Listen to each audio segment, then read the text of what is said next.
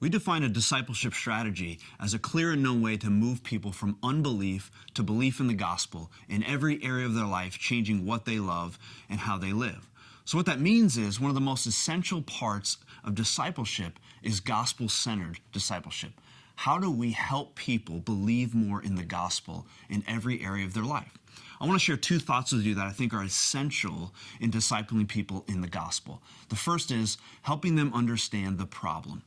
Now, as Christians, we oftentimes focus on behaviors. We think that the problem people have is with the sinful behaviors in their life, and the goal is to help them become less sinful in their behaviors. And oftentimes the people that we're discipling can think that about themselves and think that their main problem is the bad things that they do. But it's important in gospel-centered discipleship to help them understand the root of the problem that we all have within our human hearts. And one of the terms that is helpful for me in disciple making is the idea of idolatry. And in fact, helping people understand that every human heart tends to, at the core of our broken and sin, worship some sort of idol. Tim Chester, in his book, You Can Change, talks about four main source idols that every human heart tends to worship. One is power. And these are people that tend to look to positions of power and authority over other people to give them a sense of value and worth. So many of the things that they do in life will be to position themselves in places of power, because the more power they have, the better they feel. Some maybe worship the idol of approval. And these are people who look to others to give them a sense of worth and value through their approval, their affection. They want people to think highly of them. Many of us as pastors or preachers, every week on a Sunday morning or a Wednesday night in youth ministry, we get done this sermon, and our hope is that people think we did a great job. And if we're not careful, we can look to approval to give us a sense of worth and value. But other people may tend to worship the source idol of control. And in their mind, the more control they have over their life and the circumstances gives them a better sense of worth and value. So for some of us, it's the number in our bank account. And the higher that number is, all of a sudden we feel safer, we feel more security, we feel a higher sense of control. And our very identity is found in that idol of control. Still others may worship the idol of comfort. And these are people who feel a higher sense of worth and value if they can simply avoid pain and discomfort in their life. So these are people who tend to be filled and consume their life with Netflix or maybe drugs and alcohol, could be even overeating or exercise, but it's anything to numb the pain and to not have to face some of the challenges and difficulties in life. The reality is every human heart tends to look to one or multiple of these four main source idols. And out of these idols, both our good behavior and our bad behavior are rooted. So if we're not careful, we can simply focus on discipling people into behaving better without ever touching in to the root idols of their heart. The problem with that is just changing someone's behavior without affecting the root idol in their life won't actually help them in the long run.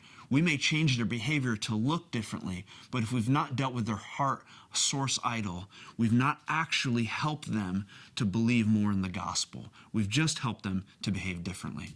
So the first thing we got to understand is the problem, and we have to help people understand the problem as well. And I would encourage you to do that through using the idea of idols. The second part of gospel-centered discipleship is helping them understand the solution. Now, if the problem is idolatry and believing and trusting in these idols to give us a sense of worth and value, then the solution is to find something of greater affection. And of course, we know the answer to that is Jesus. It's the gospel. So the solution for us, and one of the things that's been helpful for me, that I've looked in my own heart, is to help train people to become the best preachers of the gospel to their own heart. And we know that our emotions in life are indicators of our heart being out of whack, right? So when we're super angry or frustrated or anxious, that is our heart telling us something is happening. We're trusting in something outside of Jesus to give us a sense of worth and value. And in those moments, how do we help people look away from the thing they're trusting to and look to Jesus? Well, I'm going to share this simple process that I use, and it's called the look in, look up, look out. The first step of this is look in. And basically, this is the hard and sometimes timely process of figuring out what am I trusting in right now in this moment in my own life to give me a sense of worth and value? What thing am I looking to outside of Jesus? Now, this only happens through asking the why question, right? So maybe I'm super angry, and sometimes I don't even know why I'm angry. Well, we've got to kind of mine down into our hearts and continue to say, well, why is that bothering me? Why is that frustrating me? Why am I angry? Till eventually we will come to the place where we can figure out, what idol am I looking to in this moment? So maybe I'm frustrated at my wife, but the reality is the reason I'm frustrated is because I want her approval and I don't feel like I'm getting it. So that's the look in, figuring out what idol am I trusting in that moment of my life.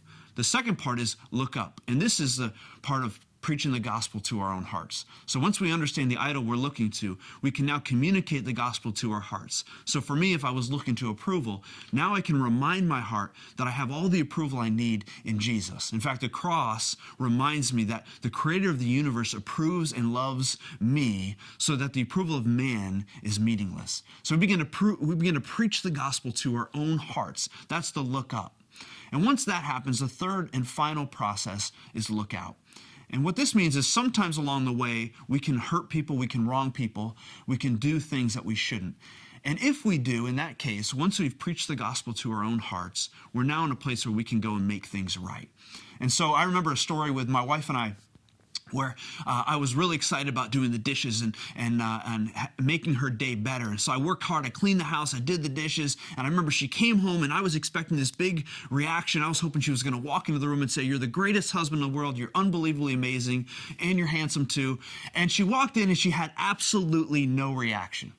And I remember all of a sudden becoming angry at her. But in the moment, I couldn't tell you why I was angry. I just knew I was angry and frustrated.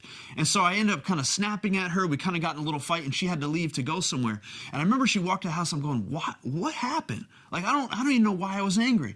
And so I did this process in my own heart. I started by looking in and realized I didn't really do the dishes for her. I did them for me. I wanted her to come home and give me approval. I wanted her to come home and say, "You're such a great husband. Thank you so much."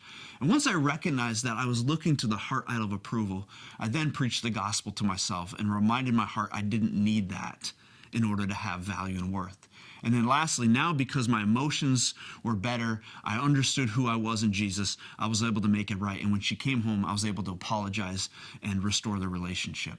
This has been a huge, helpful solution in my life. And I want to encourage you, as maybe you're discipling people in the gospel, helping them understand the problem is the first step, but the second is helping them understand the solution. We all worship idols, and our solution is the gospel.